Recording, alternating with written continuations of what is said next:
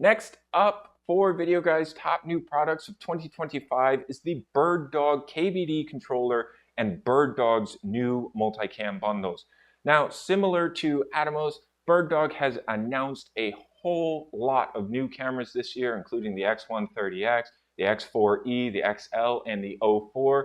But our favorite item that came from BirdDog this year was the KBD controller. Now, this controller is really cool because it has a built-in screen on it that you can utilize to not only set up your cameras without the need for having a web GUI or a computer. You can do it all from here. But on this screen, you can actually get an NDI HX signal preview of what your camera is seeing.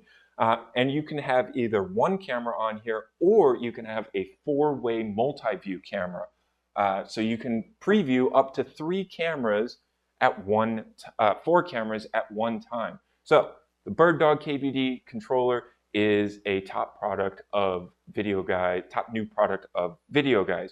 But with that controller and all of these new cameras, we have to mention that BirdDog is also doing a mix and match bundle where you can mix any of their PTZ cameras or the Mach-E Ultra.